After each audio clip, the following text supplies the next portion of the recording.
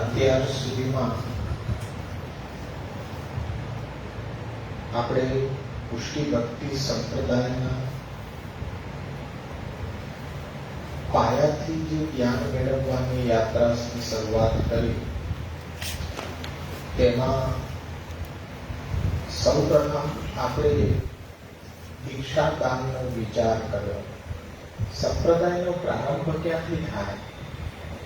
કે સંપ્રદાયની જે દીક્ષા પ્રણાલી છે એ દીક્ષા પ્રણાલી દ્વારા શિષ્યગણને સંપ્રદાયની અંદર પ્રવેશ આપવામાં આવે છે. તો એ જે દીક્ષા પ્રણાલી છે એના 6 સ્તર છે. એ 6 અવસ્થાને આપણે સમજી ગયા.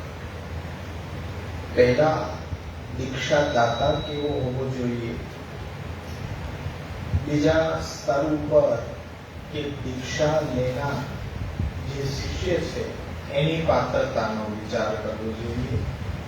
ત્રીજી વસ્તુ છે કે દીક્ષાના દાનમાં શું આપવામાં આવે છે એ વસ્તુનો પણ આપણે ખ્યાલ રાખીને વિચાર કરવો જોઈએ. સ્થાન, દીક્ષા સર્વોત્તમ છે તો એ દીક્ષા આપવાનું સ્થાન કયું હોઈ શકે અને દીક્ષા માટેનો સમય ક્યારે, નામ દીક્ષા ક્યારે લઈ શકાય, બ્રહ્મસમન દીક્ષા ક્યારે લઈ શકાય, આ એકદમ પાયાનું જ્ઞાન છે. અને દીક્ષા લેવા માટે આપણી ભાવના કેવી હોવી જોઈએ એ આપણે જોયું. દીક્ષાદાતાના પરિચયની અંદર આપણે કૃષ્ણ સેવા પરાયણતા, દંભાદિક રહિતતા, ભાગવત તત્વજ્ઞતા આ 3 લક્ષણોનું પરીક્ષણ કરવું જરૂરી છે. આંખ વીંચીને ગુરુ ધારણ કરી શકાતા નથી. ત્યારે મેં એ પણ ખુલાસો કર્યો હતો કે વલ્લભ વત્સજ હોવાથી એ પુષ્ટિ ભક્તિ સંપ્રદાયના ગુરુ તરીકે લાયકાત ધરાવે છે એવું નથી. જો લક્ષણો આપણને દર્શન થાય તો જ વલ્લભ વંશજની પાસે પણ દીક્ષા લઈ શકાય.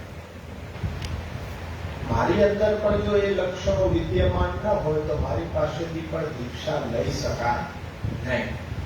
તો એ સ્પષ્ટ વાત છે કે વલ્લભ વંશજ હોવાથી કોઈ દીક્ષા આપવાનો અધિકાર પ્રાપ્ત થઈ જતો નથી.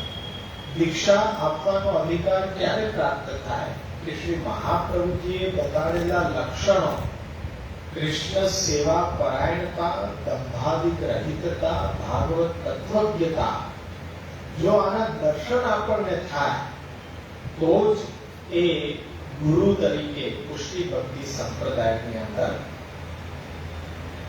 જવાબદાર વ્યક્તિ હોવો જોઈએ, પ્રમાણિકતાથી સંપ્રદાયનું અનુસરણ કરતો હોવો જોઈએ. કૃષ્ણ સેવા પરાયણતા આપણો મૂળભૂત સિદ્ધાંત કે કૃષ્ણ સેવા ઉત્તમમાં ઉત્તમ જાણીને પોતાના આત્મધર્મને સમજીને જેમ મહાપ્રભુજીએ સેવાની ગુપ્તતા બતાવી છે એ રીતના કૃષ્ણ સેવા પરાયણ હોવો જોઈએ.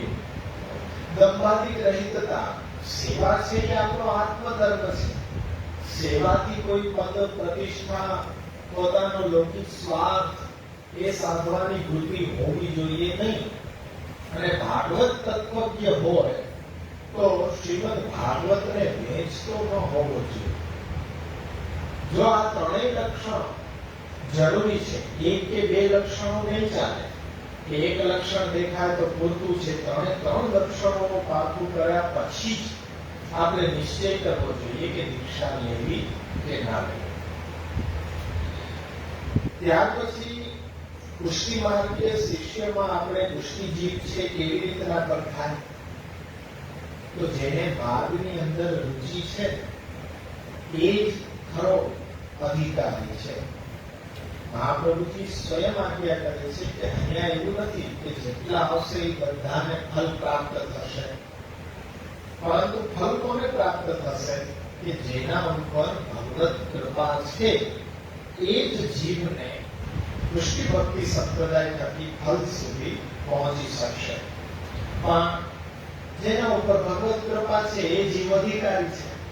હવે આટલા બધામાંથી તો ભગવત કૃપા કોના ઉપર કોના નહીં, એટલે એ જાણવા માટે આપણી પાસે પેરામીટર શું છે? તો કે રુચિ. એને સંપ્રદાયને જાણવાની રુચિ છે, જાણીને અનુસરણ કરવાનો એ ઉત્સાહ છે, તો ખરો અધિકારી એ છે. એટલે શ્રી મહાપ્રભુજીએ આજ્ઞા કરી છે કે કોઈ પણ દીક્ષા લેવા આવે તો સૌપ્રથમ તો ગુરુને સ્વતંત્રતા નથી આપી, પણ શિષ્યને સ્વતંત્રતા એટલી આપી છે કે તમે પહેલા ગુરુનું પરીક્ષણ કરો અને બીજા સ્તર ઉપર ગુરુ છે એ તમારું પરીક્ષણ કરે. શા માટે દીક્ષા લેવી છે? આટલા બધા સંપ્રદાયો ભારત વર્ષમાં છે, તો આ પુષ્ટિ ભક્તિ સંપ્રદાય જ તમને શા માટે ગમ્યો? આની અંદર એવું શું તમને ગમી ગયું કે જેથી તમે આ સંપ્રદાયને અનુસરણ કરવા માંગો છો? આવા પ્રશ્ન જો ગુરુ દ્વારા પૂછવામાં આવે ને તો એના શિષ્યગણના ઉત્તર ઉપરથી તારો આપણે મેળવી શકીએ કે આને ખરેખર પુષ્ટિ ભક્તિ સંપ્રદાયનો અધિકારી છે કે નહીં. અને જો અધિકારી ના હોય તો દીક્ષા ન દેવી જોઈએ. શ્રી કૃષ્ણ નામ છે એ જો યોગ્યતા અને અયોગ્યતાનું પારખું કર્યા વિના એ નામ જો આપી દેવામાં આવશે તો સૌ પ્રથમ અવિચારિત દાનેહી સ્વયં દાતા વિનશ્યતિ. શ્રી ગુસાઈજીના વચન છે કે જો યોગ્ય અયોગ્યનું પારખું કર્યા વિના જેને તેને આ કૃષ્ણ નામ આપી દેવામાં આવશે, સંભળાવી દેવામાં આવશે તો દીક્ષા દેનારનો પ્રથમ નાશ થઈ જશે. એટલે એ વિનાશ સ્વયં દાતાનો છે. એટલે આ પ્રણાલીને આપણે પ્રમાણિકતાથી અનુસરણ કરવી જોઈએ. વર્તમાન સમયમાં શું કરવું? આવો કોઈ ગુરુ લક્ષણ વાળો આપણને પ્રાપ્ત થાય, અત્યારના તો બહુ ઓછી સંભાવના છે કે આવો કોઈ વ્યક્તિ મળે. તો મહાપ્રભુજી એ પણ આપણને માર્ગ પ્રશસ્ત કર્યો છે કે શું કરશો? કોઈ આવો લક્ષણ વાળો વ્યક્તિ ન મળે અરે તો જાતે તમે પુષ્ટિ ભક્તિ સંપ્રદાય અનુસરણ કરવા લાગો. શ્રી મહાપ્રભુજીને ગુરુ ધારણ કરે. તદ અભાવે સ્વયં વાપી મૂર્તિ કૃત્વા હરે ક્વચિત પરિચર્યા સદા કુર્યાત તદ્રૂપમ તત્ર ચ સ્થિતમ. તમે હવે મહાપ્રભુજીને ગુરુ ધારણ કરી, તમે નામ દીક્ષા પણ તમને છે, બ્રહ્મસમન દીક્ષા પણ તમને છે, ઠાકોરજી પણ તમારા પુષ્ટ જ છે. સેવાનો આરંભ કરી દો, શરણાગતિનો આરંભ કરી દો, નામાત્મક ગ્રંથોનું પાઠ વાંચન મનન અભ્યાસ તમારી રીતે સ્વતંત્ર રીતે ચાલુ કરી શકાય છે. એમાં કોઈ અપેક્ષા નથી કે ભાઈ ધારણ એવા ગુરુ પાસે કરવું કે જે પોતે યોગ્ય ન હોય સંપ્રદાયને, એ કેવી રીતના તમને દીક્ષા આપી શકે ને એની દીક્ષા આપેલી હોય ફલીભૂત કેવી રીતના થઈ શકે. એટલે મહાપ્રભુજી તો એ પણ અપેક્ષા નથી રાખી, સ્વયં પૂરતું ગુરુપદ છે સીમિત કરીને આજ્ઞા આપી દીધી કે આવા કોઈ લક્ષણો ન દેખાય તો ગુરુ ધારણ કરવાની જરૂર નથી. આ તો અભ્યાસ કરતા હોય એને ધ્યાનમાં આવે. બાકી અત્યારના જે ગાડરીઓ પ્રવાહ ચાલી રહ્યો છે મહાપ્રભુજીના વચનોનો અભ્યાસ નથી, એ કેવી રીતના નિર્ણય લઈ શકે? એ તો એમ જ વિચારે ને કે આપણે તો લેવું જોઈએ, નાનું બાળક છે તો નામ કમાવવું જોઈએ, હવે એને વાત ન કરવી જોઈએ, પ્રત્સમન દીક્ષા દેવડાવી દેવી જોઈએ એટલે ઉદ્ધાર તો થાય. પણ ઉદ્ધાર કોને કે છે એ ખ્યાલ નથી. ઘરે સેવા કરવાનો અવસર પ્રાપ્ત થાય, આપણા દેહ દ્વારા આપણું સર્વસ્વ આપણી ઘરે પ્રભુ બિરાજીને એની સેવાનો વિનિયોગ કરીએ ત્યારે આ ઉદ્ધાર ની પરિભાષા કે વ્યાખ્યા જે તમે કહેવા માંગો છો એ સફળ થાય. પણ ખાલી એક ગદ્ય મંત્ર બોલી દેવાથી જીવનમાં એકવાર, પછી તો ગદ્ય મંત્ર રોજ યાદ નથી કરતા. એ અવસ્થાની અંદર તમે શું સમજો છો આ દીક્ષાને કે તમારો ઉદ્ધાર કરી શકશે? ઉદ્ધાર નહીં થાય. ઉદ્ધારની અવસ્થા કઈ રીતે? પહેલા આપણે મહાપ્રભુજીને નહોતા જાણ્યા, ત્યારે આપણે સંસારના પ્રવાહની અંદર સાધનોની અંદર માથા પછાડી રહ્યા હતા. આપણું જે લક્ષ્ય હતું એ આપણને પ્રાપ્ત નહોતું થયું. પણ હવે તો શ્રી મહાપ્રભુજી આપણને પ્રાપ્ત થઈ ગયા, પુષ્ટિ ભક્તિ સંપ્રદાય પ્રાપ્ત થઈ ગયો. તો હવે સાચી દિશા આપણને પ્રાપ્ત થઈ છે, તો આપણે એ મુજબ ચાલવાથી ઉદ્ધાર છે. ઉદ્ધાર એનો અર્થ છે કે આપણી જેવી હીન પરિસ્થિતિમાંથી, હીન કક્ષામાંથી હવે આપણે ઉચ્ચતમ કક્ષાની અંદર આવી ગયા, વૈષ્ણવ થઈ ગયા, તો એ આપણો જીવાત્માનો ઉદ્ધાર થયો. પણ એ વૈષ્ણવ ક્યારે કહેવાય? કે જ્યારે વૈષ્ણવતાના ધર્મો છે, વૈષ્ણવ તરીકેનું કર્તવ્ય છે, એને આપણે પાલન કરીશું તો આપણો સાચા અર્થમાં ઉદ્ધાર છે. મહાપ્રભુજી તો સેવા અને કથા દ્વારા જ ઉદ્ધાર બતાવ્યો છે. તો એ સેવા અને કથા જો કરશે એનો ઉદ્ધાર છે. એટલે આમાં કોઈમાં ફસાવું જોઈએ નહીં. આપણે જાગૃત બનવું છે અને જો સંપ્રદાયને આપણે આગળ લઈ જવો છે તો સમજવું પડશે કે આપણે ઉતાવળ ન કરીએ. પ્રત્સમન દીક્ષા કે નામ દીક્ષાની આપણે પેલા બાળકને સમજવા દઈએ કે આ સંપ્રદાય શું કહેવાય, પુષ્ટિ માર્ગ શું છે, સેવા તથા કૃષ્ણની શા માટે કરવામાં આવે, કૃષ્ણ તત્વ શું છે, આ બધું એને જ્ઞાન અપાવ્યું. પછી એને નામ દીક્ષા કે પ્રત્સમન દીક્ષા આપણે અપાવી. નામ દીક્ષા હજી લઈ શકાય, પણ એની જવાબદારી આપણે લઈએ તો.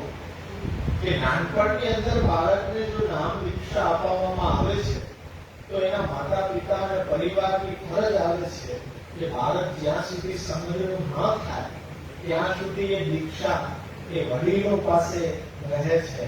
અને પછી જયારે બાળક સમજણું થાય ત્યારે એને કૃષ્ણ તત્વ શું છે, કૃષ્ણ તત્વની સેવા કથા દ્વારા ઉદ્ધાર કેવી રીતના, અને બધા સંપ્રદાયોમાં પુષ્ટિ ભક્તિ સંપ્રદાય વિલક્ષણ કેવી રીતના, આ બધી જ વાતની સમજણ વડીલોએ આપવી પડશે.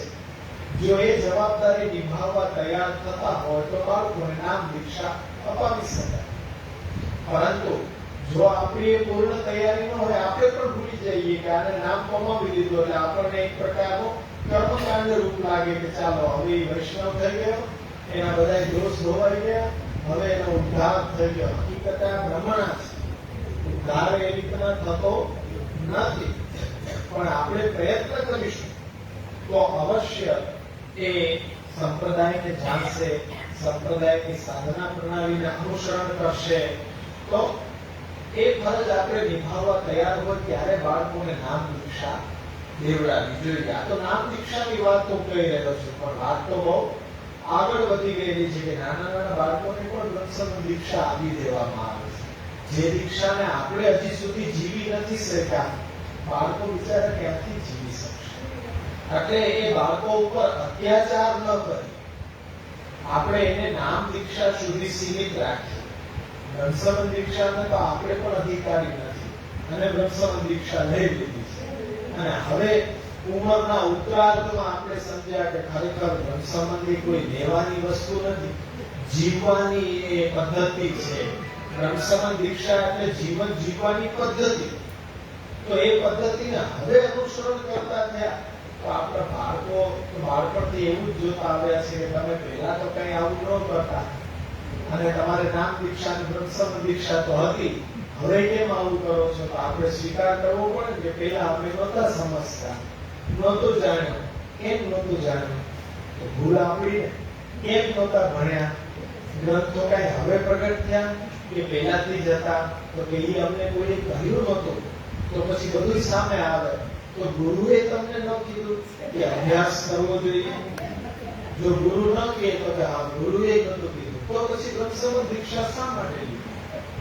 તો આ રીતના બધું છતું થાય. જો એક પ્રશ્ન કરવા પડે ને બધું છતું થાય કે ગુરુની એ ફરજ બને. ચાલો આપણે તો ન સમજીએ, પણ ગુરુએ દીક્ષા દેતા વખતે એટલો તો બોધ કરવો જોઈએ કે જે સ્વમાર્ગી ગ્રંથોનું અધ્યયન કરજો અને ન ખ્યાલ આવે તો મારી પાસે આવજો અને અહીંયા અધ્યયન કરજો.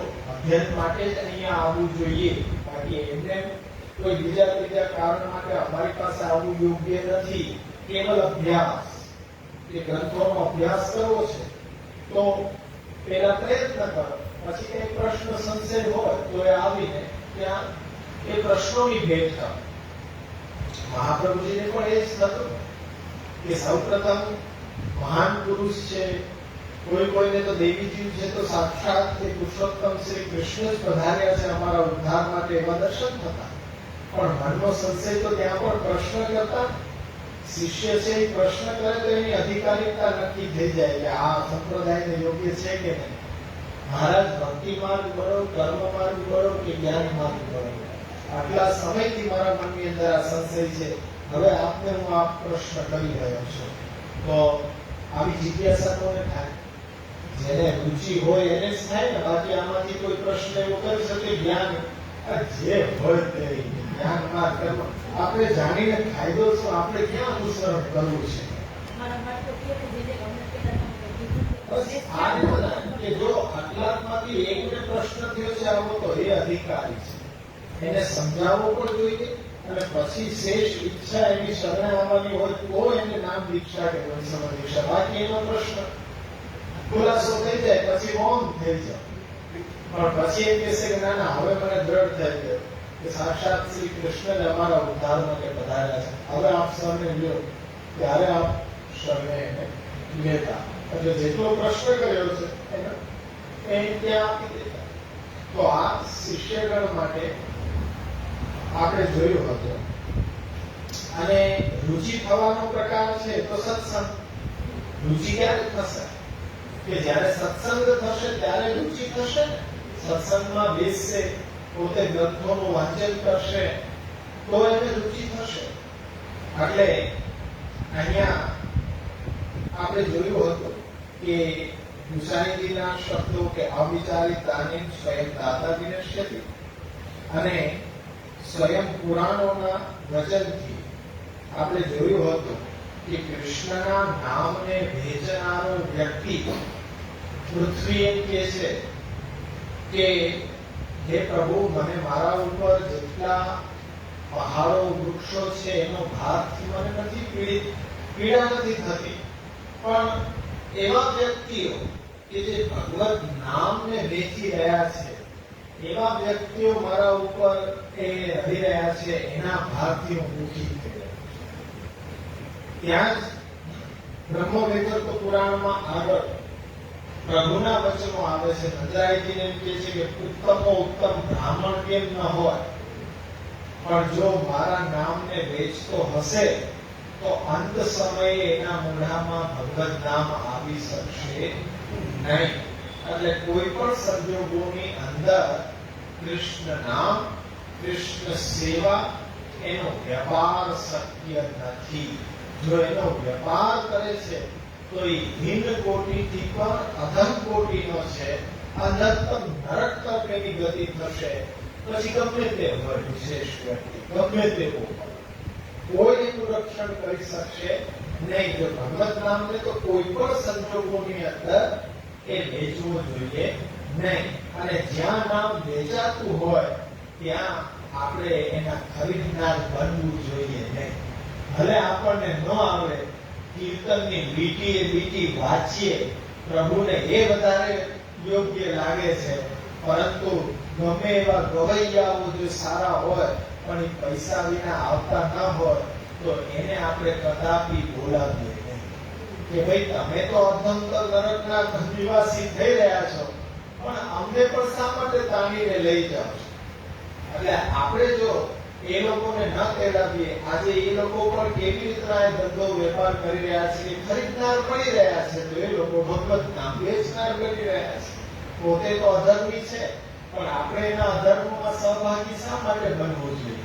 આપણે આપણી રીતે પ્રભુને રીઝવવા જોઈએ. ભલે લીટી વાંચો, ગોવિંદ સ્વામી કીર્તન કરતા, ગોવર્ધન તમને પણ સાંભળતા, અને રૂપા પોળિયા રાતના ચોકી પહેરો કરે, રાગ તાલનું તો જરાય જ્ઞાન જ નહીં. આપણા જેવી સ્થિતિ છે. આપણે એમ કહે ને કે અમને કીર્તન નથી આવડતા, અમને તાલમાં કઈ ખબર ન પડે, અમને રાગમાં કઈ ખબર ન પડે. અરે મહાપ્રભુજી એમ કે સુરોની કાંઈ જગ્યા ન આવડતું હોય તો શીખવાડવા માટે જ તો ગલભંશ ભૂત ઉપર બિરાજે છે.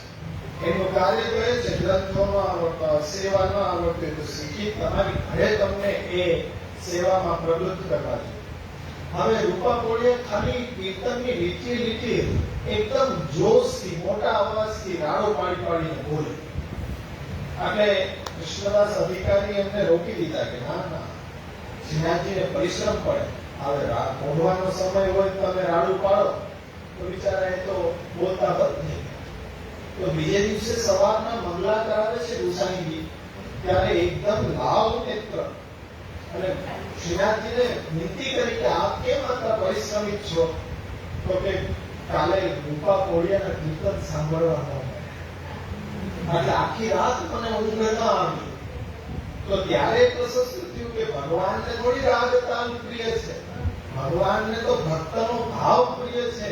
એ રાડું પાડી રહ્યા હતા પણ એને આવડતું નહોતું સંગીત, પણ એના જે શબ્દમાં ભાવ હતો, એની મીઠાશ હતી, એનાથી મને ઊંઘ આવતી. અષ્ટસખા પણ કીર્તન કરે છે, એ પણ પ્રેમથી સાંભળું છું, પણ ભાવ. રૂપા પોળિયાને તરત જ કૃષ્ણદાસ અધિકારીને કહેવાયું કે એમને એ ગાવા દે. જે રીતના ગાય છે, ગોવર્ધન ધોરણને વ્યસન છે, તો આજે પ્રભુને નથી કોઈ કીર્તનીય બીજાને સાંભળવા, પ્રભુને આપણા હૃદયનો ભાવ છે એનું શ્રવણ કરવું છે, એના એ વ્યસની છે શ્રી ગોવર્ધન ધરણ. બીજા કોઈના મુખેથી ભાગવત નથી સાંભળવું, પણ ઘરમાં તું બેસીશ ને અનોસરમાં બેસીને ભાગવત વાંચન કરીશ ને, એ સાંભળવાનું મને બહુ વ્યસન છે. મને કોઈ ભગવત કથા વાર્તા સત્સંગના રૂપમાં એ કઈ મેદાન ભરાઈને બધા બેઠા હોય એનો હું વ્યસની નથી, પણ એક વૈષ્ણવ ઘરે 84-252 વૈષ્ણવ વાંચન કરતો ને મને એ સાંભળવાનો એ વ્યસન છે. તો શ્રી ગોવર્ધન ધરણને તો એ વ્યસન છે કે ભાવનો ભોગતા છે. શું એવાનો ભાવ એવો અધમ કોટીનો ભાવ કે મને જ વેચવા માટે નીકળ્યો છે, તો એના મને થોડી સાંભળવામાં આનંદ આવે. એને તો શ્રવણ જ નથી કરતો, પણ તું જે ગાઈશ મારી સેવા અંતર્ગત, તું જેવો રાગ તાલ મને કહીશ એ તાલમાં હું આનંદ લઈશ. આપણે કહીએ કે પ્રભુ આ રાગ થાય છે, કેદારો રાગ હું કરું છું, પછી ભલે દેખાનો થતો તો એ પ્રભુ આપણો કેદાર જ સાંભળશે. ત્યાં તું કેદાર કીધો ને એટલે હું એવા જ કેદાર રાગની અંદર એ પછી ભલે ગમે તે રીતે ગવાતું હોય, પ્રભુ કેદાર જ સાંભળશે. તો અહીંયા પુષ્ટિ ભક્તિ સંપ્રદાયમાં ભાવ પ્રધાન છે.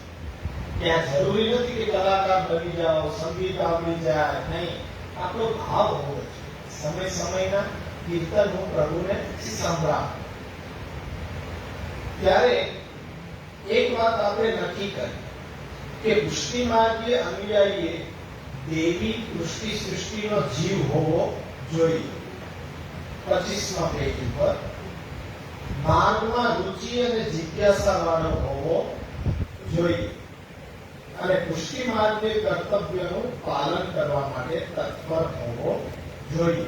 પુષ્ટિ માર્ગીય અનુયાયી કેવો હોવો જોઈએ એનો સ્પષ્ટ અહીંયા વિધાન કરવામાં આવ્યો છે કે દેવી જીવ, પુષ્ટિ સૃષ્ટિનો જીવ હોવો જોઈએ. દેવી જીવ એટલે સ્વગત પ્રભુના સ્વરૂપ પ્રત્યે આકર્ષણ હોય, પણ પોતાના ઉપર બિરાજતા સ્વરૂપ ઉપર આકર્ષણ હોય, બાકી અન્યના સ્વરૂપ ઉપર આકર્ષિત ન થાય તો પછી રસાભાસ થાય. બધાને શું હોય કે હવેલીમાં બિરાજતો ઠાકોરજી આકર્ષિત કરતો હોય તો રસાભાસ. આપણા ઉપર બિરાજતો ઠાકોરજી આપણો વર્ગ એ આપણો વર્ગ, ભલે લૂલો લંગડો કાળો કતરૂપો ગમે તેવો હોય એ આપણો વર્ગ, એ આપણો. બીજાનો વર્ગ ગમે તેટલો સુંદર હીરો જેવો હોય પણ આપણે એનાથી કોઈ મતલબ નહીં, કારણ કે રહેવાનું તો આપણા વર્ગ સાથે જ છે ને. એટલે એ રીતના આપણું સર્વસ્વ આપણી ઘરે બિરાજતો આપણો પ્રભુ એ જ આપણો ઉદ્ધાર કરશે. કોઈ હવેલીનો ઠાકોર તમારો ઉદ્ધાર કરશે નહીં. એટલે એકદમ ડંકાની ચોટ ઉપરની વાત છે કે રોજ તમે સવારના ત્યાં જાઓ ને હાજરી પુરાવો, તમારી સન્મુખે જોતો જ નથી, કારણ કે ભક્ત ઉદ્ધારક છે. જે મારા શ્રી ઉપર બિરાજી રહ્યો છે એના જ પરિવારને જોશે. સામે 500,000 ની ભીડ લાગી, મારે એનાથી શું મતલબ? હું તો જેના ઉપર બિરાજું છું એના તરફ જ દ્રષ્ટિ કરશે. તો તમારી તરફ એ દ્રષ્ટિ કરતો નથી. નેત્ર ક્યાં જો મર્યાદા માર્ગમાં નેત્ર તમારી સન્મુખ હોય એવા ધરાવવામાં આવે, જ્યારે આપણા પુષ્ટિ માર્ગમાં જે નેત્ર વચ્ચેની કીકી હોય ને ચરણારવિંદ તરફ હોય એ રીતના નેત્ર ધરાવવામાં આવે, કટાક્ષ. એટલે ચરણારવિંદમાં જેનું ચિત્ર ચોટેલું છે ને, જેના ઉપર હું બિરાજેલો છું ને, એ જ પરિવારને હું ધ્યાન આપું. સામે પછી કેટલા ઉભા છે એ તરફ દ્રષ્ટિ જ નથી. અને આપણા ઘરનો ઠાકોર છે એ આપણા ઉપર દ્રષ્ટિ કરશે, બીજાનો ઠાકોર છે એ આપણા ઉપર દ્રષ્ટિ કરશે નહીં. કારણ કે જગત ઉદ્ધારક હોય તો ત્યાં તમારા તરફ દ્રષ્ટિ છે. જેમ કે દ્વારકા જાઓ, દ્વારકાધીશ બિરાજે છે, ઠાકોર રણછોડરાયજી બિરાજે છે, જગન્નાથપુરીમાં જગન્નાથજી બિરાજે છે. આ બધા જગત પ્રસિદ્ધ પુરુષોત્તમ છે, જગત ઉદ્ધાર માટે બિરાઈ જાય છે. તો ત્યાં આપણે જશું તો આપણા તરફ દ્રષ્ટિ કરશે. પણ પુષ્ટિ ભક્તિ માર્ગની અંદર ભક્ત ઉદ્ધારક સ્વરૂપે બિરાજે છે. જે ભક્ત ઉપર બિરાજો એ જ ભક્તના પરિવાર પૂરતો હું સીમિત થઈ જાઉં, બીજા કોઈને હું ઓળખું નહીં. એટલે આપણો દેવી પણ ત્યાં છે કે આપણે સ્વગત પ્રભુ આપણા ઉપર બિરાજતા હોય, એના સ્વરૂપ, એની કથા, એના નામ પ્રત્યે આપણું આકર્ષણ રુચિ હોય તો દેવી પણ આપણી અંદર છે. અને પુષ્ટિ સૃષ્ટિ હોય તો પ્રભુની સેવા કથા વિના તો રહી જ ન શકે. એટલે દેવી પુષ્ટિ સૃષ્ટિનો જીવ હોવો જોઈએ અને માર્ગમાં રુચિ જિજ્ઞાસા વાળા હોવો જોઈએ. માર્ગમાં રુચિ ન હોય, જાણવાની જિજ્ઞાસા ન હોય તો આ એરિયાની અંદર કેટલા વૈષ્ણવ પેલા ઈ તાળો બેઠો કેટલા, અને એમાંથી ઘણા બેઠા અહીંયા બેઠા છો તમે બધા, તો શેના માટે બેઠા છો? માર્ગને સમજવા માટે, જાણવા માટે. રુચિ છે તો અહીંયા ઉપસ્થિત છો. બાકી વૈષ્ણવ તો ઘણા છે, તો બધા કેમ અહીંયા ઉપસ્થિત નથી? રુચિ નથી. હા, તો રુચિ નથી, એનો અધિકાર હજી નથી. અને તમારા ઉપર પ્રભુએ કૃપા કરી છે કે કંઈક તમને અધિક અધિકાર આપવાની પ્રભુની ઈચ્છા છે, એટલે તમે પહોંચી જાવ છો. ખબર બધાને છે કે અહીંયા વર્ગ ચાલી રહ્યો છે, ગુરુવાર અને શુક્રવાર બે દિવસ કે અમારા એરિયામાં આપ તો પધારો છો. આપ પધારો છો તો તમે ક્યાં ગાયબ રહ્યો છો? અમને બ્રહ્મબોધ આપે આવીને, અમને ખબર છે કે આપ ગુરુવારે રાત્રે પધારો, આગળની જ સેવી થાય મારા ઘરની, અને અહીંયા પધારો છો, શુક્રવારે પાછા બપોર પર પધારો છો. કોઈ વખત ભૂલથી અમે કે ઓનલાઈન જોઈ લઈએ કે અમારા શિકાર કે હાઈ ગ્રુપલેસ અમારી ગલીમાં છે, તો એ અહીંયા નથી. એટલું બ્રહ્મબોધ અમને આપે છે કે આપ પધારો છો, પણ અમે નથી આપતા. અધિકારનો જો આટલું ખબર છે, જાણકારી છે, તો અહીં સુધી પહોંચે કેમ નહીં? ભલી વાતની ઓળખે છે, ફલાણા ભાઈ ઓલા બેન, એની સાથે અમે કે વાતે થતી હોય, બીજા ક્લાસમાં એ જોઈન્ટ થાય, એ કહેતા હોય કે અહીંયા કે રવિવાર પધારે છે, એ અમને કરાવે છે, બધું જાણકારી લઈને બેઠા છે, પણ અહીંયા સુધી પહોંચી શકતા નથી. કઈ એવું રિસ્ટ્રિક્શન રાખ્યું નથી આપણે કે બીજા કોઈ આવું જ નહીં, પૂછી ના આવું. આ તો વર્ગ છે, ગમે આવી બેસી શકે, પણ અધિકાર તો જેને રુચિ છે તો એ લોકો અહીંયા આવીને બેસી જાય છે, પણ જેને રુચિ નથી તો એ અનધિકારી છે. તો એ પણ આપણામાં દેખાઈ રહ્યું છે કે માર્ગમાં રુચિ જિજ્ઞાસા છે, એટલે આપણે અભ્યાસ માટે અહીંયા આવ્યા છે. અને પુષ્ટિ માર્ગીય કર્તવ્યોનું પાલન કરવા માટે આપણો ઉત્સાહ છે, ત્યારે જ સેવા કથા આપણી ઘરે નિભાવ કરતા કરતા પણ સત્સંગની અંદર આપણે જોડાઈએ છીએ. તો એ બતાવે છે કે કર્તવ્ય પ્રત્યે પણ આપણે સુષુપ્ત નથી, જાગૃત છીએ. એટલે આપણું કર્તવ્ય શું છે? સેવા અને કથા. તો એ વાત થઈ કે પુષ્ટિ માર્ગીય અનુયાયી દીક્ષા ગ્રહિતા કેવો હોવો જોઈએ એના વિશે. હવે દેવામાં શું આવે છે? દીક્ષા મંત્ર. આપણો સૌપ્રથમ દીક્ષા મંત્ર કયો છે? તો કે શરણ મંત્ર. શરણ મંત્ર શ્રી કૃષ્ણ શરણમ મમ. તો એ શરણ મંત્રની ઉત્પત્તિ ક્યાંથી બતાડી? તો કે શ્રીમદ ભગવદ ગીતામાંથી બતાડી છે. અમારી આગળ પાઠ છે, તમે વાંચન કરી શકો. ભગવદ ગીતાની અંદર કહે છે, મન મના ભવ મદ ભક્તો મધ્યાજી મામ નમસ્કુરુ મામ વેશ્યસી સત્યમ તે પ્રતિજાને પ્રિયોષી. ભગવદ ગીતાના 18મા અધ્યાયનો 65મો શ્લોક. તેમાં ભગવાન અર્જુનને શું કહે છે કે મારામાં મન રાખ, મન મના ભવ મદ ભક્તો, મારી સેવા કર. ભક્ત થવું એટલે મારી સેવા કર. મધ્યાજી મામ નમસ્કુરુ, મને તું નમસ્કાર કર, વંદન કર. તું મને પ્રિય છે. મામે વેશ્યસી સત્યમ, તેથી તારી સામે હું પ્રતિજ્ઞા કરું છું તે પ્રતિજાને પ્રિયોષી. અને કે કરવા મને જે તું પ્રાપ્ત કરીશ, હું સત્ય પ્રતિજ્ઞા કરું છું કે મને જે પ્રાપ્ત તું કરીશ. પ્રભુએ ત્યાં કેટલી દ્રઢતા બતાવી છે કે જે મને અનન્ય ભાવથી ભજી રહ્યો છે તેને હું અવશ્ય પ્રાપ્ત થઈશ. એટલે આ તો પ્રભુના જ વાક્ય છે, આમાં આપણને કોઈ સંશય હોય નહીં. સ્વયં પ્રભુએ જ પ્રતિજ્ઞા કરી કે મારી પ્રતિજ્ઞા છે કે અનન્ય ભાવથી જે મને ભજી રહ્યો છે તેને હું અવશ્ય પ્રાપ્ત થઈશ.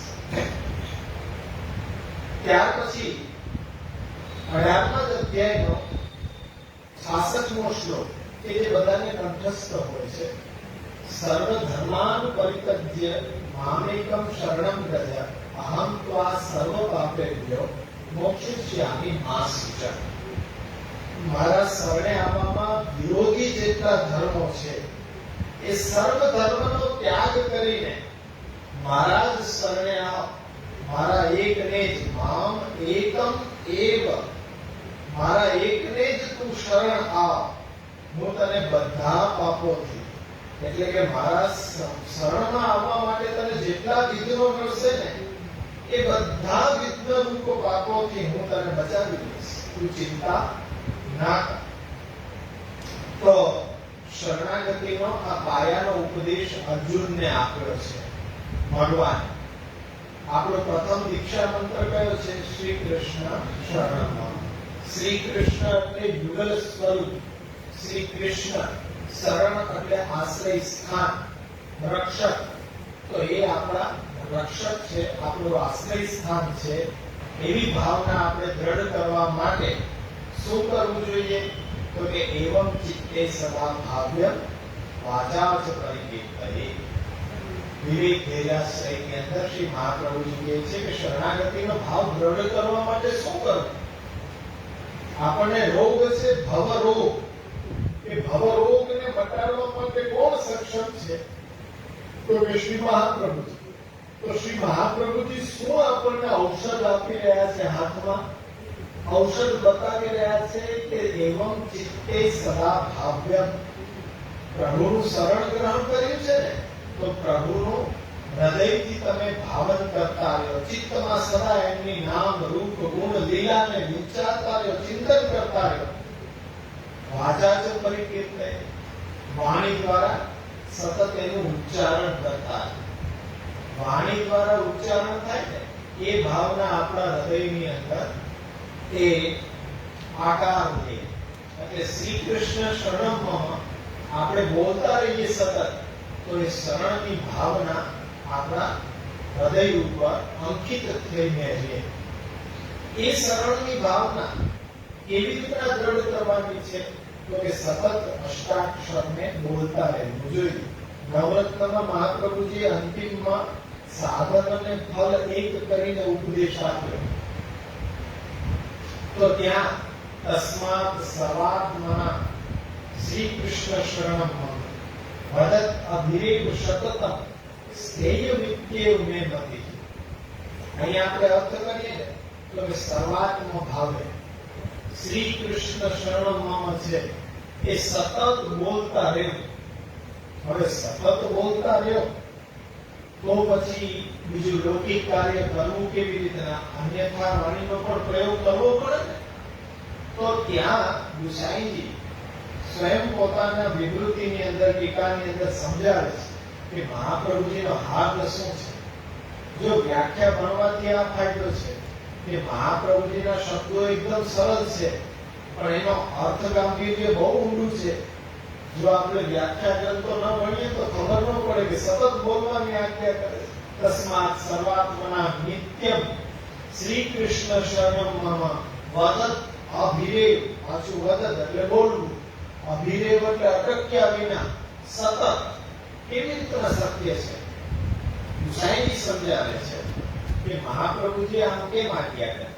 તો કે ભાવે ચ તથા ભાવે આવશ્યક વદન. સર્વાત્મ ભાવ થતો હોય કે ન થતો હોય પણ જ્યારે દીક્ષા લીધી છે તો અષ્ટાક્ષર મંત્ર બોલવું તમારું કર્તવ્ય છે. શ્રી કૃષ્ણ શરણમ મમ બોલતા. એ બોલવાથી શું થશે કે હૃદયની અંદર એ શરણાગતિનો ભાવ છે એ ઘડાઈ જશે. એ હૃદયમાં જ્યારે સ્થિર રહી ગયો એના માટે મહાપ્રભુજી આજ્ઞા કરે સતતમ.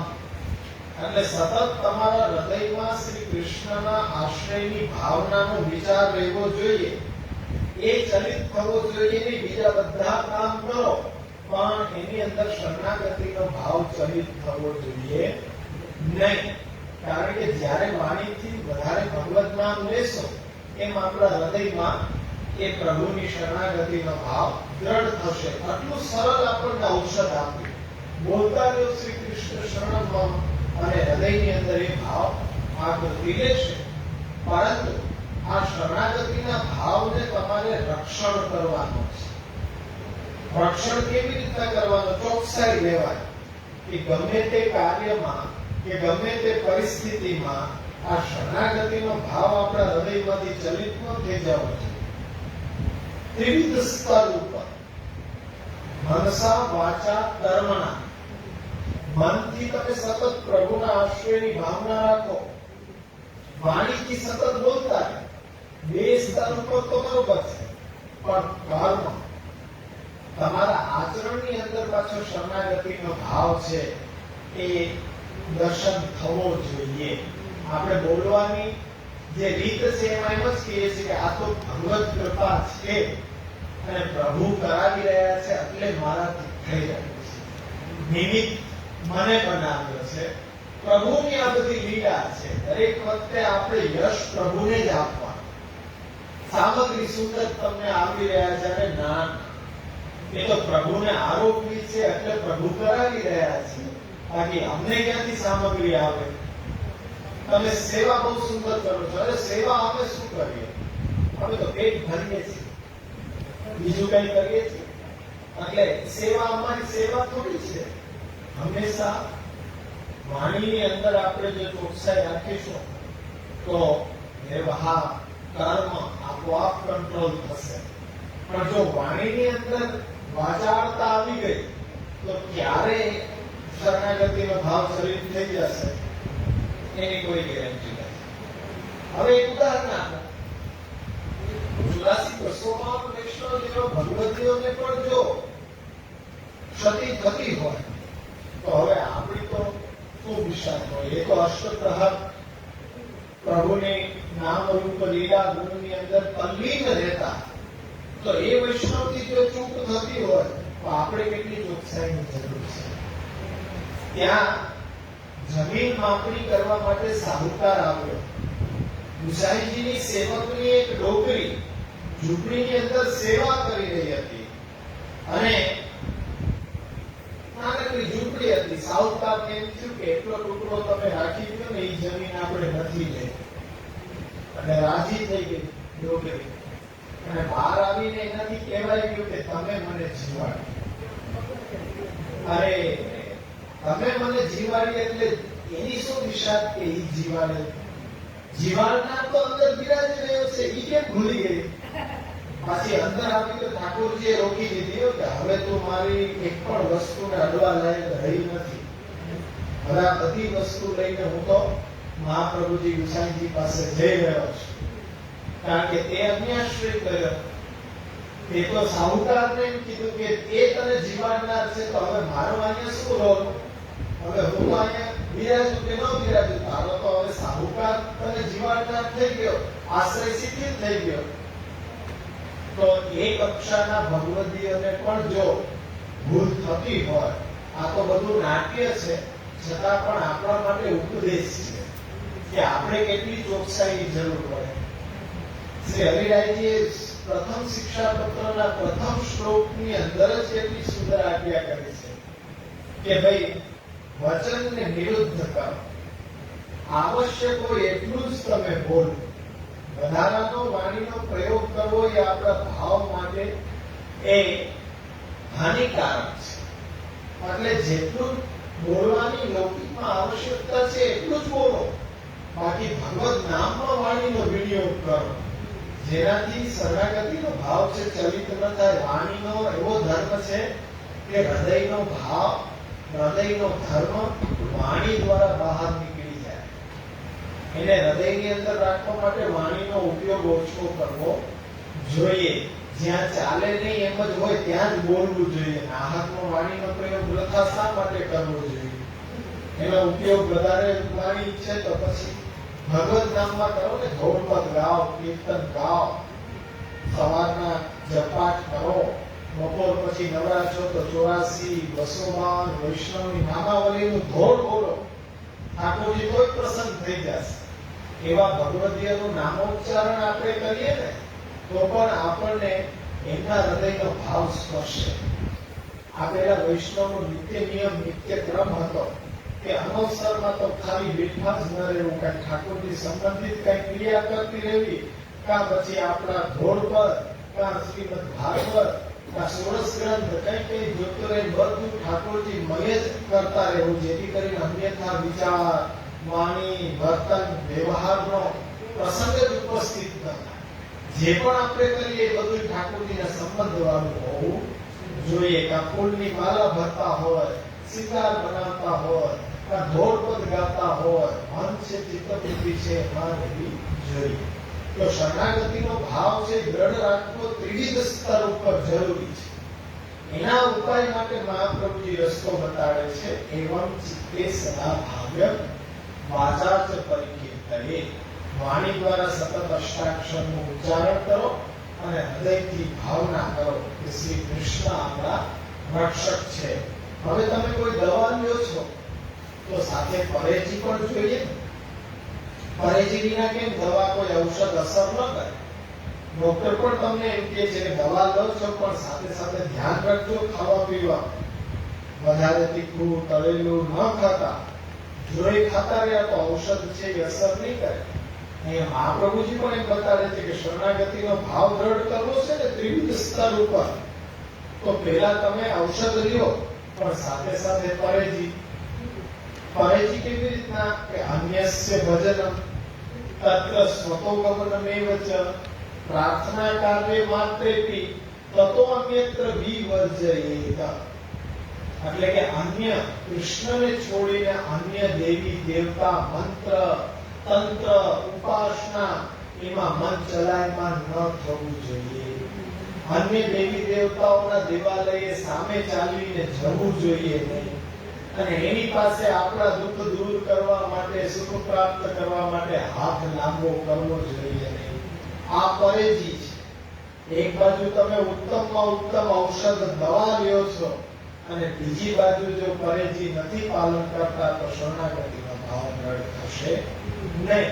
તો આપણું આ પ્રથમ દીક્ષા શરણાગતિની દીક્ષા છે ને એ દીક્ષા પણ કોઈ નાની સૂની દીક્ષા નથી. જેમ આપણે બ્રહ્મ સંબંધ જ લક્ષ્યમાં રાખીએ છીએ, નામ દીક્ષાને તો આપણે ભૂલી ગયા. અને નામ દીક્ષા પણ એટલી ઉચ્ચ પ્રકારની એ દીક્ષા છે કે એનાથી જે ભગવત સેવા કરીને જે ફલ પ્રાપ્ત કરે, ખાલી નામ સેવાથી પણ પ્રાપ્ત કરી શકે. તમે ખાલી 84-200 વૈષ્ણવની આગળની અનુક્રમણિકા હોય ને એ લઈને જોશો ને, કેટલા વૈષ્ણવ એવા છે કે 60 થી 62 વૈષ્ણવ એવા છે કે જેમને બ્રહ્મસંબંધ દીક્ષા મળી જ નહોતી. કેવલ નામ દીક્ષા જ આપવામાં આવી હતી ને નામ દીક્ષાથી પણ એ જ ફલને એમણે પ્રાપ્ત કર્યું.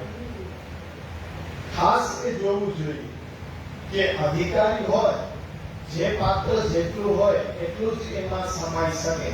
એક ગ્લાસની અંદર એક ગ્લાસ જેટલું જ જલ સમાઈ શકે. તમે કહો કે એક હાંડો ભરીને સમાવી દો, અરે સમાવા જશો તો પણ એ બધું ઢોળાઈ જશે, વ્યર્થ થઈ જશે. એક ગ્લાસ જેટલું જ સમાશે. એટલે મહાપ્રભુજી તો એ જ આજ્ઞા કરતા કે આપણો અધિકાર છે એટલું જ આપણે પ્રયત્ન કરવો જોઈએ. અધિકારથી વધીને તો કઈ થઈ જ નથી શકવાનું. એટલે નામ દીક્ષા છે એ પણ આપણા માટે અતિ મહત્વની છે કે નામ દીક્ષા પછી એનું કર્તવ્ય છે કે કૃષ્ણની શરણનો આશ્રયનો ભાવ છે એ ત્રિવિધ સ્તર ઉપર આપણે જાળવીને રાખવું. મન, વચન અને કર્મ, કે એ ક્યારેય પણ એમાંથી ચલિત ન થઈ જાય. તો એ શરણાગતિ નામ મંત્રની દીક્ષા એ પ્રથમ દીક્ષા. ત્યાર પછી સમર્પણ મંત્ર. સમર્પણ મંત્ર એ છે કે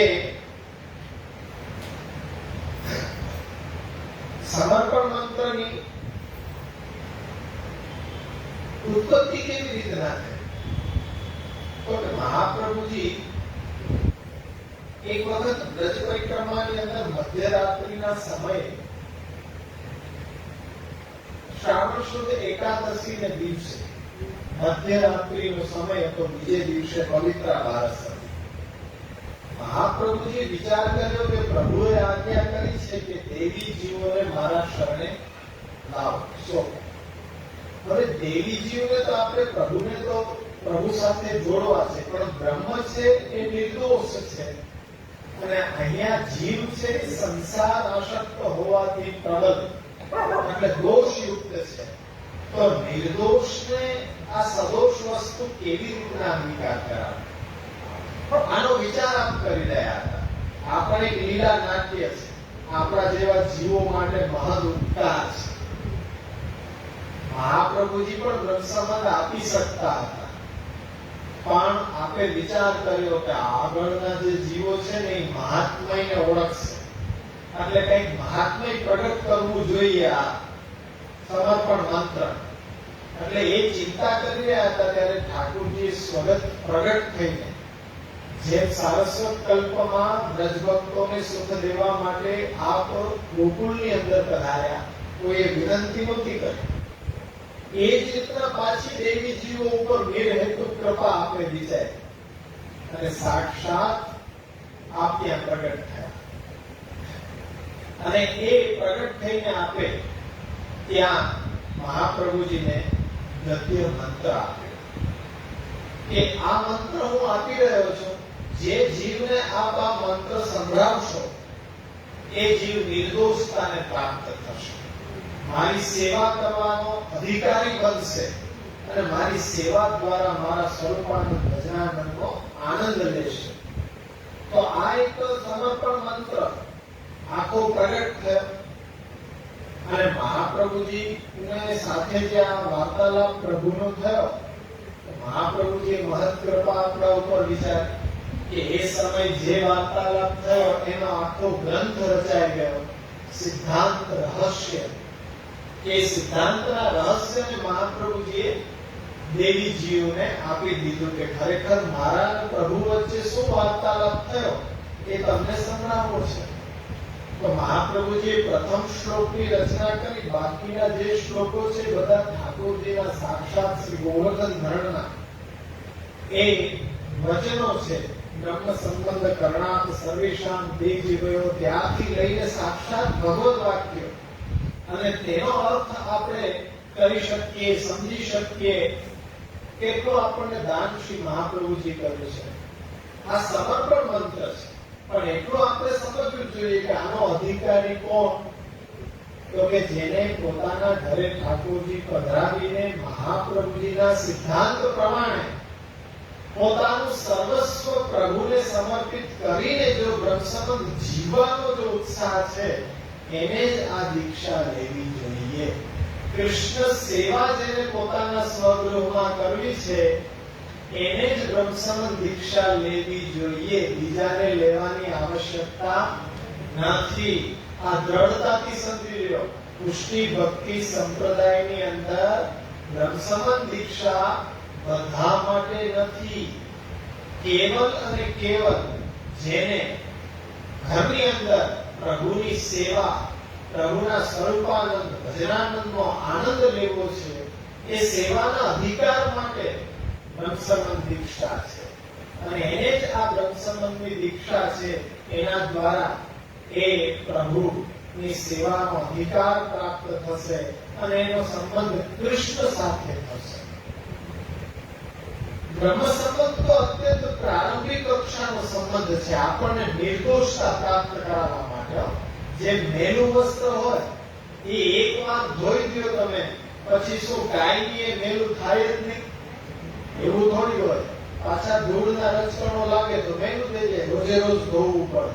બાકી એકવાર ધોવાથી કપડા સ્વચ્છ ને સ્વચ્છ રહેતા હોય તો કેટલી બધી નિરાશ થઈ જાય કે આ રોજ માથાકૂટ નહીં ધોવાની, એકવાર ધોયું તો આજીવન પછી મેલું થાય જ નહીં. આમાં એવું છે કે એક વખત જીવ નિર્દોષ થઈ ગયો. ક્યારે? કે બ્રહ્મસંબંધ માટે ગદ્ય મંત્ર બોલી રહ્યો છે ને, તુલસી દળ હાથમાં લઈને, એટલી ક્ષણ માટે નિર્દોષ. પછી એ જો ઘરે જઈ રહ્યો છે તો સદોષ.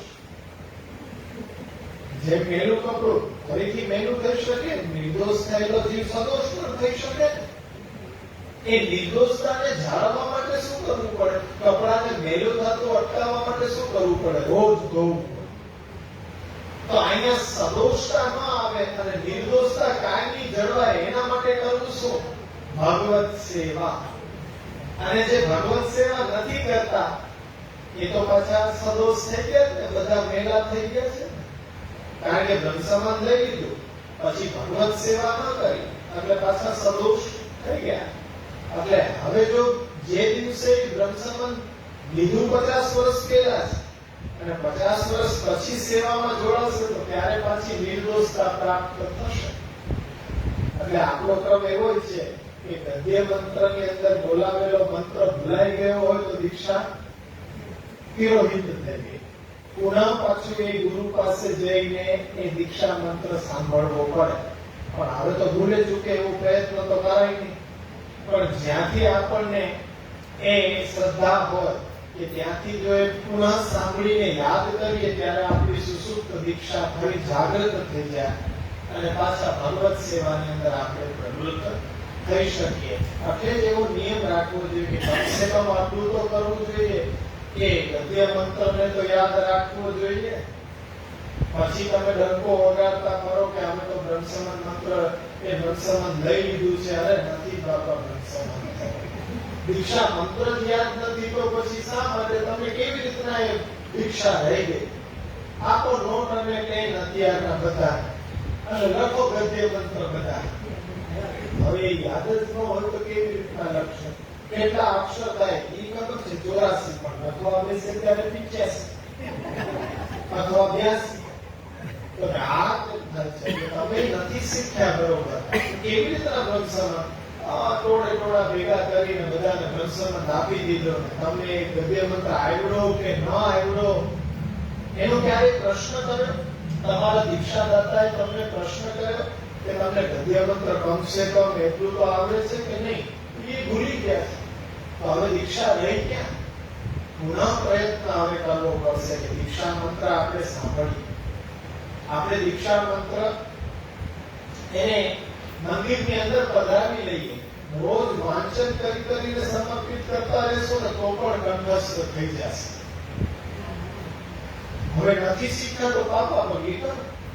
એ જ રીતના આપણા પાઠ છે કે નથી શીખ્યા તો હવે શીખો, હવે વધારેમાં વધારે સમય એમાં આપો, કોઈ આપણો ઉદ્ધાર છે. બાકી ખરેખર આ રીતના ગ્રંથ સંબંધ લેવાથી કોઈ ઉદ્ધાર છે નહીં. ગોપાલ મંત્ર અને નરસિંહ મંત્ર બંને તંત્રોક્ત મંત્ર દીક્ષા છે. શ્રી વલ્લભ સંપ્રદાયની અંદર મહાપ્રભુજીના પૂર્વજો ગોપાલ ઉપાસક હતા. ત્યારથી ગોપાલ મંત્રની દીક્ષા દેવાતી, પછી નરસિંહ મંત્રની પણ દીક્ષા દેવાતી, પણ નિષ્કામ ભાવથી એનો મંત્રનો જપ કરવો. પણ એ વૈષ્ણવ માટેની પરંપરા નથી, વૈષ્ણવ માટેની પરંપરા નથી. એમને તો નામ દીક્ષા અને ગ્રંથસંબંધ દીક્ષા. ગ્રંથસંબંધ દીક્ષા સર્વોત્તમ દીક્ષા છે. અમારા નાના બાળકોને નાનપણથી ગ્રંથસંબંધ નથી અપાતો. ગોસ્વામી બાળકો નામ દીક્ષા આપી હતી, ગ્રંથસંબંધ દીક્ષા ન લેવડાવે. કેમ ન લેવડાવે? કે જ્યારે યજ્ઞોપવિત સંસ્કાર થશે ત્યારે ગાયત્રી મંત્રની દીક્ષા લેવી પડશે. તો ગ્રંથસંબંધ દીક્ષા લીધા પછી તો એકેય દીક્ષા ન લેવી જોઈએ. ગ્રંથસંબંધ દીક્ષા સર્વોપરી છે, અંતિમે લેવી જોઈએ. એટલે જનોઈ થાય ને ત્યારે જનોઈના દિવસે એને ગાયત્રી મંત્રની દીક્ષા આપે, પછી એને ગોપાલ મંત્રની દીક્ષા આપે, નરસિંહ મંત્રની દીક્ષા આપે, અને ત્યાર પછી બીજે દિવસે એને ગ્રંથસંબંધ દીક્ષા આપે. કે ગ્રંથસંબંધ દીક્ષા લીધા પછી એકેય દીક્ષા લેવી જોઈએ નહીં. સર્વોપરી દીક્ષા છે. એટલે આપણા માટે તો સર્વોપરી આની અંદર જ આવી ગયો.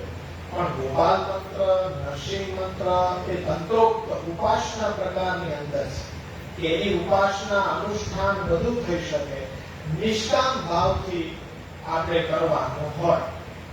ગોપાલ મંત્ર છે એ લક્ષ્મી માટે થાય.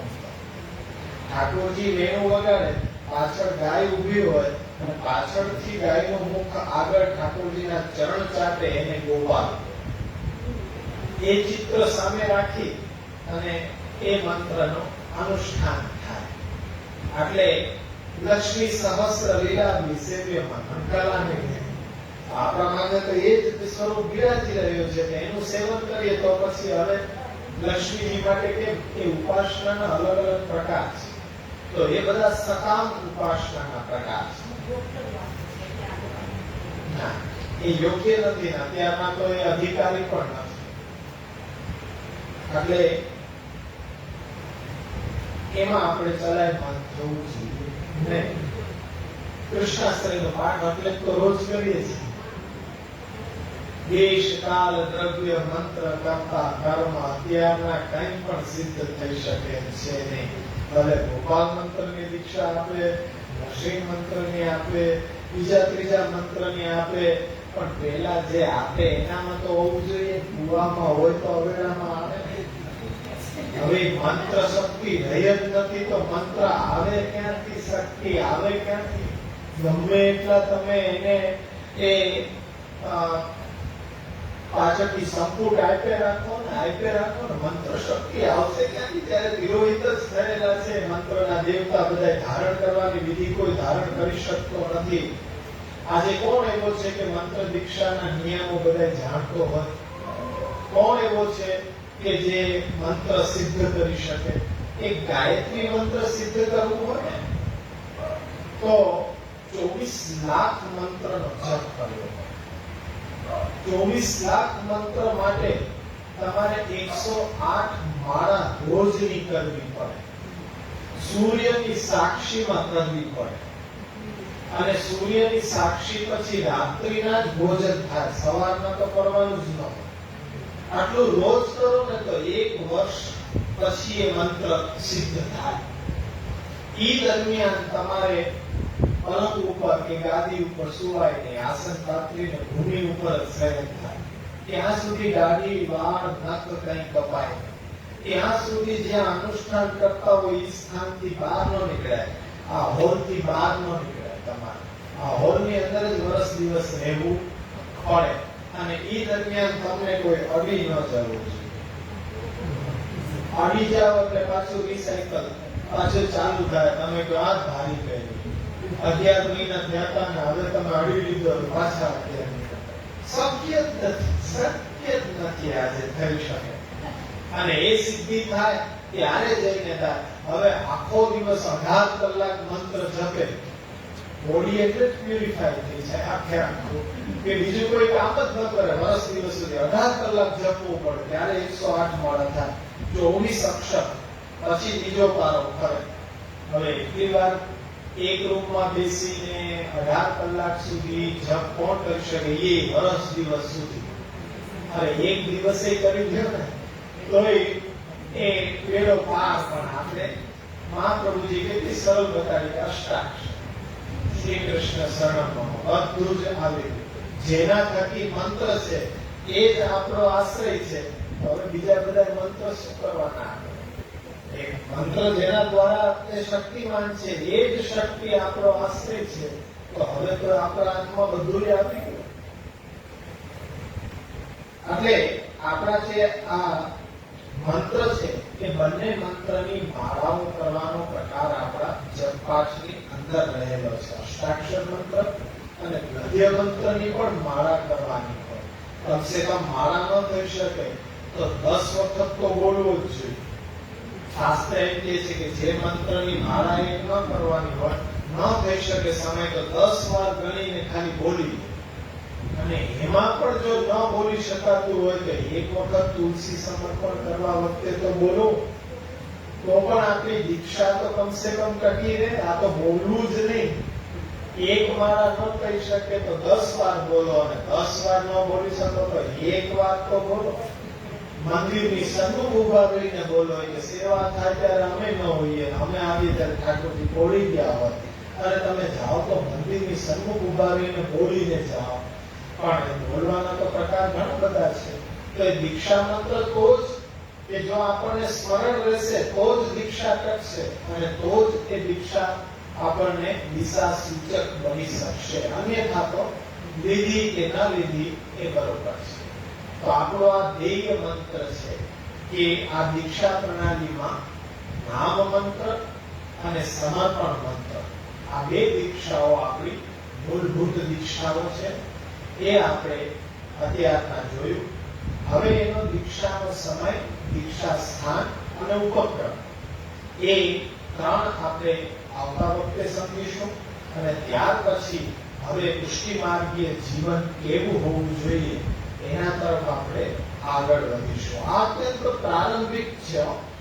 ક્યાંય આ વિષય ઉપર અત્યારના તમને મળતું હોય એવું મારા ધ્યાનમાં નથી. કોઈ એટલો પાયાથી વિષય ક્યાંય ચાલતો નથી. બધા ગ્રંથો ઉપર તરત સ્વિચ ઓવર થઈ જાય, પણ બેઝિક પાયો ભરવાનું કામ છે અત્યારે થઈ નથી રહ્યું. પણ આપણો આ વર્ગ છે કે જે પાયો ભરી રહ્યો છે. હજી ઇમારત તો ઝડપથી ચણાય છે, પણ પાયો મજબૂત થવો જોઈએ એના ઉપર ધ્યાન વધારે આપણે આપીએ છીએ. અત્યંત પાયાથી આપણે આ અભ્યાસ અને એનો લાભ બધાને અપાવવો જોઈએ. આપણા યુવાનો, બાળકો, એના માટેનો આ વર્ગ છે અલગથી. પણ ખેત સાથે કેવું પડે કે એ લોકો હજી જાગૃત થતા નથી. પણ આપણે પ્રયત્ન કરતા રહીશું એમને લાવવાનો, કે એમને બેસાડવાનો, તો જ એમની જિજ્ઞાસા સંતોષાય, એમના પ્રશ્નોનું સમાધાન થઈ શકે, તો જ આપણા સંપ્રદાયની અંદર આવી શકે.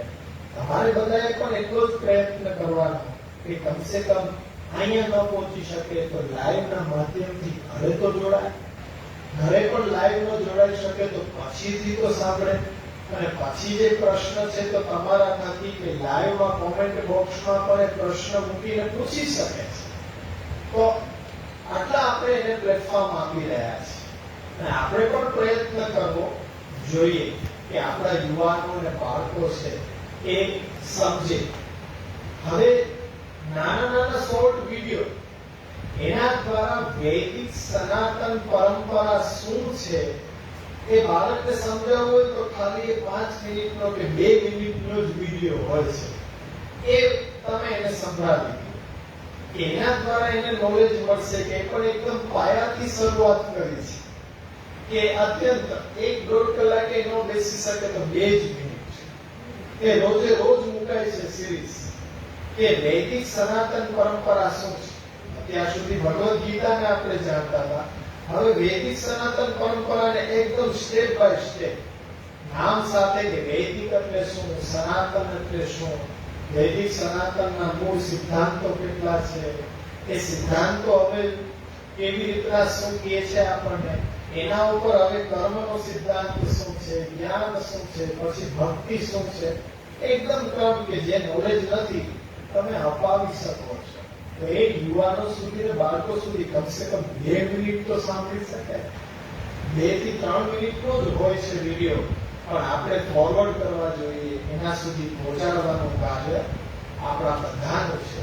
તો આ રીતના પ્રયત્ન બધાએ કરવો પડશે જો પુષ્ટિ ભક્તિ સંપ્રદાયને આપણે સ્વસ્થ અને સુરક્ષિત આ મહાપ્રભુજીની પરંપરા જો આપણે આગળની પેઢીને આપવી હશે તો આ પ્રયત્નોમાં આપણે બધાએ સહભાગી થવું પડશે. અવશ્ય અહીંયા લાવો, ન લાવી શકે તો એને બતાવો, ન બતાડે તો વિડીયોના માધ્યમથી એ તમે સમજાવો, તમારી સાથે વાર્તાલાપ કરે, એમાં પ્રશ્ન કરે, એ પ્રશ્ન અહીંયા રજૂ કરો. આ બધી પદ્ધતિઓ છે કે જેમને આપણે એવો ઉત્સાહ હોવો જોઈએ કે એમને આપણે જણાવવું જ છે. કેમ ન સમજે, કેમ ન જાણે, કેમ ન પૂછે પ્રશ્ન, આપણે તો એને મોઢામાં આંગળા રાખીને પ્રશ્ન કરાવવા છે કે કેમ પ્રશ્ન ન થાય. એટલે આ પ્રયત્નની અંદર આપણે બધા સહભાગી થઈએ. ભણીએ છીએ આપણે બધા ભણેલા છે. અત્યારમાં એવું છે ભણેલા છીએ એટલે જ આપણે ભણીએ છીએ પાછા. કેમ કે આપણને ભણતા જોઈને બીજાને ઉત્સાહ થાય, જિજ્ઞાસા થાય કે અમારે તો ભણવું જોઈએ કે ન ભણવું જોઈએ.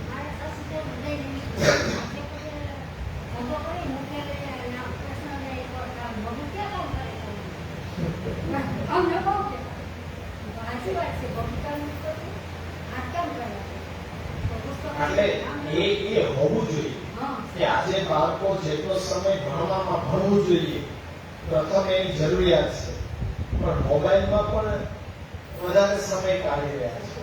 તો એનો અડધો નહીં પણ એનાથી પણ 1/4 ભાગ તો આમાં ગાળે. એના માટે થોડોક સ્ટ્રીક આપણે જ થવું જોઈએ.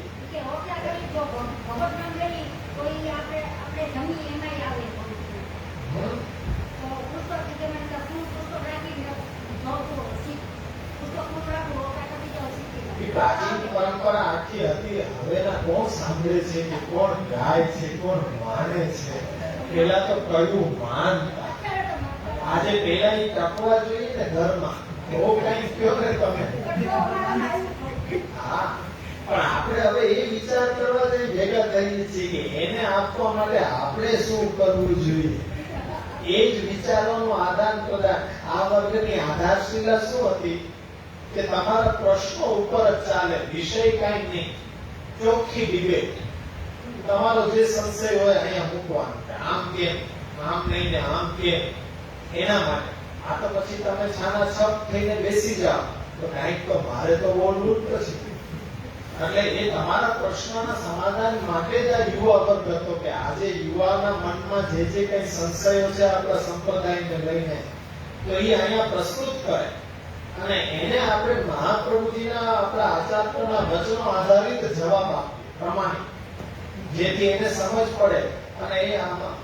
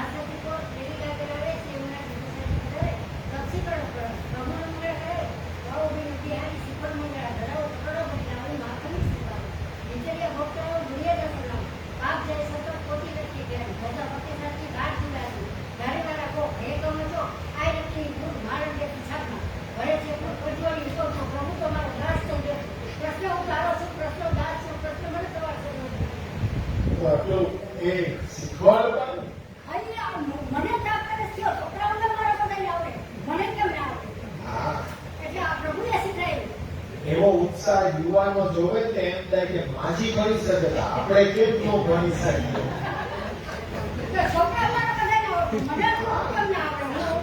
આવો જિજ્ઞાસા હોવી જોઈએ અત્યારે.